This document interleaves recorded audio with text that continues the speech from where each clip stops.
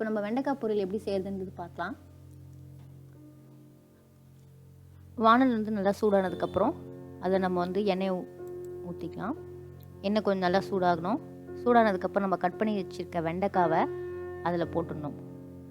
போட்டுட்டு அந்த வெண்டைக்காய் வந்து கொஞ்சம் நல்லா வதக்கணும். அந்த வானலில் போட்டு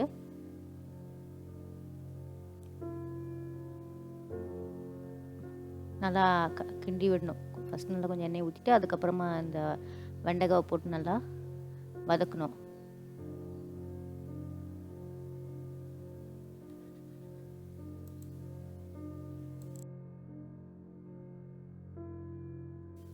இன்னும் கொஞ்சம் எண்ணெய் வேணும்னா இன்னும் கொஞ்சம் விட்டுக்கலாம். சப்போஸ் நம்ம அதை இது பண்ணும்போது வதக்கும்போது அதை கொஞ்சம் எண்ணெய் இல்லை அப்படின்ற மாதிரி உங்களுக்கு ஏதாவது ஃபீல் ஆச்சுன்னா இன்னும் கொஞ்சம் போடணும். இல்லை கொஞ்சம் நல்லா தாராளமாக எண்ணெய் விடணும், இல்லாட்டி வந்து அடி பிடிச்சிக்கும். ஸோ அந்த வெண்டைக்காய் வந்து அந்த பிசுப்பு குழப்பெல்லாம் இல்லாத மாதிரி அது நல்லா வந்து வதக்கணும். ஸோ இப்போ ஃபஸ்ட்டு எண்ணெய் விட்டுட்டு நம்ம அந்த வெண்டைக்காய் போட்டு வதக்கிட்டு கொஞ்சம் மூடி வச்சிடலாம்.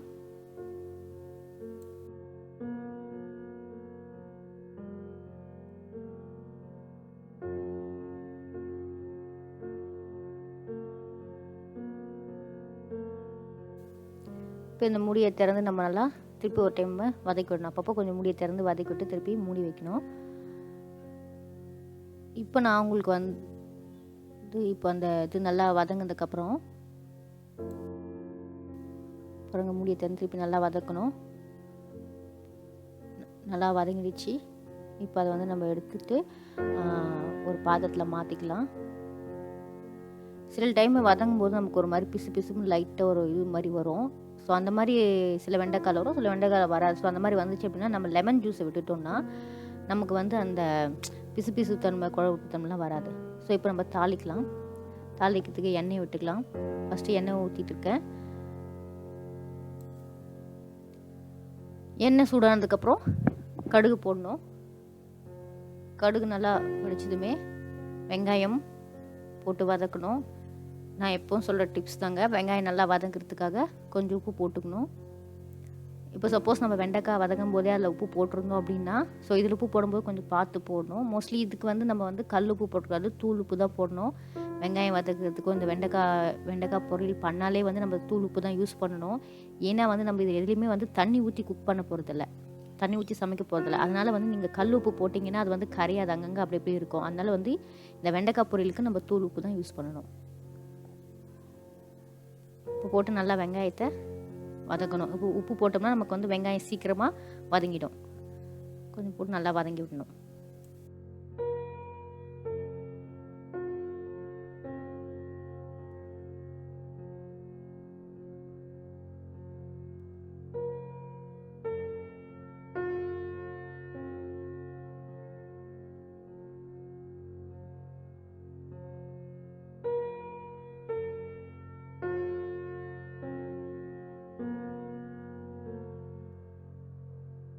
பாருங்கள், வெங்காயம் நல்லா வதங்கிடுச்சு. அந்த ஒரு லைட் ப்ரௌன் இல்லை கண்ணாடி பதம் வரும்போது நல்லா வதங்கிடுச்சுன்னு அர்த்தம். அதுக்கப்புறமா வெங்காயம் நல்லா வதங்கினதுக்கப்புறம் தக்காளியை போட்டுக்கலாம். தக்காளியை போட்டு ஒரு 2 நிமிஷம் வதக்க உடனே நம்ம வந்து மஞ்சத்தூள் போட்டணும். ஏன்னா அந்த தக்காளி போட்டு அந்த கொஞ்சம் அந்த ஃப்ரை பண்ண உடனே நம்ம வந்து அந்த மஞ்சத்தூள் போட்டோம்னா ஸோ அந்த தக்காளியிலேருந்து வர ஜூஸ் அந்த மஞ்சத்தோடு சேர்ந்து நமக்கு ஒரு நல்ல கலர் கொடுக்கும். ஸோ அதனால் தக்காளி போட்ட உடனே நம்ம வந்து மஞ்சத்தூள் போடணும். பாருங்கள், மஞ்சத்தூள் போட்டு நல்லா வதக்கி விடணும். வதக்கிட்டு அதை மூடி வச்சிடணும். பாருங்கள், அப்பப்போ ஓப்பன் பண்ணி பார்க்குறோம். தக்காளி நல்லா குழஞ்சிடுச்சு, நல்லா வெந்துடுச்சு. நல்லா தக்காளி வெங்காயம் நல்லா வதங்கிருக்கு. அப்பப்போ அதை நல்லா வதக்கி விட்டுடணும். மூடி வச்சுட்டு திறந்து பார்க்கணும். எல்லாமே சிம்மில் வச்சு பண்ணணும். நம்ம தக்காளி போட்டோம் அப்படின்னாலே சிம்மில் வச்சிடணும். ஹை ஃப்ளேமில் இருந்துச்சுன்னா அது டக்குன்னு அடி பிடிச்சிடும். இப்போது நம்ம அதை வதக்கி வச்சுருக்க வெண்டைக்காவை அதில் போடணும். போட்டு நல்லா கிளறி விடணும். ரொம்ப சிம்பிள். ஆக்சுவலி இந்த மாதிரி நீங்கள் பண்ணி பாருங்கள். வெண்டைக்காய் பொரியல் ரொம்ப நல்லாயிருக்கு. நான் ஆக்சுவலி கொஞ்சம் நான் வந்து கொஞ்சம் பெருசாக வந்து அதை கட் பண்ணியிருக்கேன். நீங்கள் இன்னும் கூட மெலிசாக கட் பண்ணலாம். பொடியாக வெண்டைக்காவை கட் பண்ணால் அதுவும் நல்லாயிருக்கும். எப்படி போட்டாலும் நல்லாயிருக்கும். சின்னதாக போட்டோம்னா இன்னும் கொஞ்சம் டைம் எடுக்கும் அந்த வதங்கிறதுக்கு. ஸோ இப்போ அப்பப்போ திறந்து பார்த்து அது நல்லா வதக்கி வச்சு மூடி விடணும்.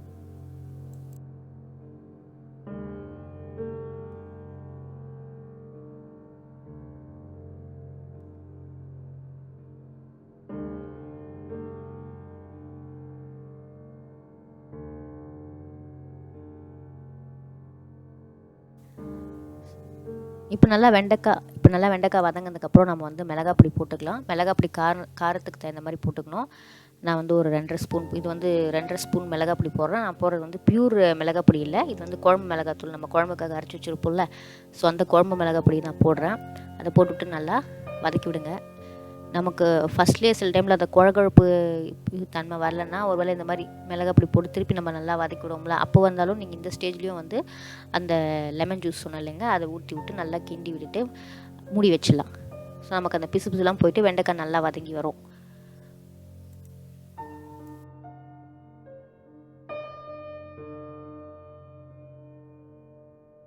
ஃபைனலாக அது எல்லாம் நல்லா குக் ஆனதுக்கப்புறம், நல்லா வதங்கினதுக்கப்புறம், முடிஞ்சதுக்கப்புறம் நம்ம அந்த கருவேப்பிலையும் பூண்டு இடித்து வச்சுருக்கோம்ல, ஒரு 4-5 பல் பூண்டு, அதை இடித்து அது மேலே போட்டு நல்லா வதக்கணும். இந்த பூண்டு வந்து நம்ம கடைசியாக முடிக்கும் போது எந்த ஒரு பொரியலுக்குமே வந்து இடித்து அந்த மாதிரி போட்டோம்னா, இந்த உருளைக்கிழங்கு செய்யும்போது, வெண்டைக்காய், அவரைக்காய் இதுக்கெல்லாம் செய்யும்போது போட்டோம்னா அதோட மனம் வந்து ரொம்ப நல்லா இருக்கும். அது நீங்கள் செஞ்சு பாருங்களேன், உண்மையிலே ரொம்ப சூப்பராக இருக்கும். அது போட்டுட்டு திருப்பி மூடி வைக்கணும். பூண்டு நல்லா இடித்து போட்டு ஒரு நிமிஷம் மூடி வச்சு திருப்பி திறந்தோம்னா நம்ம வெண்டைக்காய் பொரியல் ரெடி ஆயிடுச்சு. ரொம்ப சூப்பராக இருக்கும், நல்லாயிருக்கும். நீங்கள் இந்த மாதிரி வந்து வீட்டில் ட்ரை பண்ணி பாருங்கள், இது வந்து ரொம்ப நல்லாயிருக்கும்.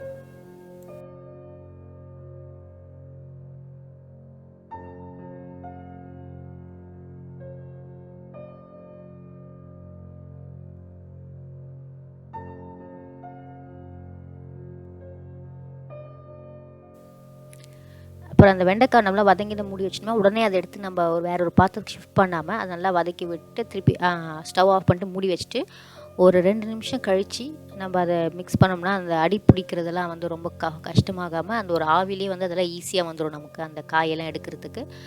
பாருங்கள், சூப்பரான வெண்டைக்காய் பொரியல் ரெடி. நீங்கள் இது வீட்டில் கண்டிப்பாக ட்ரை பண்ணி பாருங்கள், சூப்பராக இருக்கும். ஓகே ஃப்ரெண்ட்ஸ், இப்போ இந்த வெண்டைக்காய் பொரியல் உங்களுக்கு பிடிச்சிருந்தா லைக் பண்ணுங்கள், சப்ஸ்கிரைப் பண்ணுங்கள். நான் நெக்ஸ்ட் டைம் வந்து இதே வெண்டைக்காவை வேறு ஒரு மாதிரி பொரியல் பண்ணி போடுறேன். ஆக்சுவலி இது வந்து எப்படின்னா, சில பேருக்கு வந்து ஃப்ரெஷ்ஷாக வந்து வெஜிடபிள்ஸ் சாப்பிடணும், ரொம்ப குக் பண்ணாமல் கொஞ்சம் ராவாக இருக்கணும்னு நினைப்பாங்க. யூஸ்வலி நம்ம வந்து வெண்டைக்காவை வந்து நம்ம அப்படியே கூட சாப்பிட்லாம், அது வந்து ராவாகவே கூட சாப்பிட்லாம். ஸோ எங்கள் ஹஸ்பண்டுக்கு வந்து இந்த மாதிரி ரொம்ப வந்து கொஞ்சம் வதக்காமல் கொஞ்சம் அப்படியே ராவாகவே இருக்கிற மாதிரி பிடிக்கும். ஸோ அதனால் நான் இது வந்து பண்ணேன். நான் இன்னொரு வெண்டைக்காயிலே பொரியல் பண்ணுறேன். அது வந்து வெண்டைக்காய் பிடிக்காதவங்களுக்கு கூட பிடிக்கும், அந்தளவுக்கு ரொம்ப சூப்பராக இருக்கும். நான் நெக்ஸ்ட் டைம் அதை உங்களுக்கு போடுறேன். அந்த வெண்டைக்காய் பொரியல் வந்து சின்ன பசங்களுக்கு வந்து பெரியவங்களுக்கு எல்லாத்துக்குமே ரொம்ப பிடிக்கும். ஒரு மாதிரி வெண்டைக்காய்னாலே சில பேருக்கு பிடிக்காது, குழன்னு இருக்குது, பிசுன்னு இருக்குது, அந்த மாதிரிலாம் இருக்கும், சாப்பிட மாட்டாங்க. பட் நான் சொன்ன ரெசிப்பியில் நீங்கள் ட்ரை பண்ணிங்கன்னா வெண்டைக்காய் பிடிக்காதவங்களுக்கு கூட ரொம்ப பிடிச்சி போய் இது எப்படி பண்ண, சூப்பராக இருக்குது அப்படின்னு உங்களை பாராட்டுற அளவுக்கு இருக்கும் அந்த வெண்டைக்காய் ரெசிபி. நான் அதை உங்களுக்கு நெக்ஸ்ட் டைம் போடுறேன். யூஸ்வலாக அந்த மாதிரி ரெசிபி நான் பண்ணி என்னோடய பையனோட லஞ்ச் பாக்ஸ் கொடுத்து விடுவேன். அப்படி கொடுத்துடும்போது அவனுக்கு ஆக்சுவலி அது பத்தாது. ஏன்னா அவங்க ஃப்ரெண்ட்ஸு, அவங்க மேமு, கிளாஸ்மேட்ஸ் எல்லாருமே எடுத்துப்பாங்கன்னு சொல்லுவான். ஸோ அதனால் நான் என்ன பண்ணுவேன், 2 டப்பாவாக கொடுத்துடுவேன். ஏன்னா அவனுக்கு வெஜிடபிள் சரியாக கிடைக்காது, இருந்தாலும் அவனுக்கு ஒன்றும் அவங்க ஃப்ரெண்ட்ஸ்க்கு மிஸ்க்கெல்லாம் தனித்தனியாக அப்படி கொடுத்து விடுவேன். ஸோ நெக்ஸ்ட் டைம் நான் வந்து அந்த ரெசிபி உங்களுக்கு நான் போடுறேன். ஸோ நீங்கள் சப்ஸ்கிரைப் பண்ணி வச்சுடுங்க. நெக்ஸ்ட் டைம் உங்களுக்கு அந்த ரெசிபி வந்து நீங்கள் பார்க்குற மாதிரி இருக்கும். Okay friends, thanks.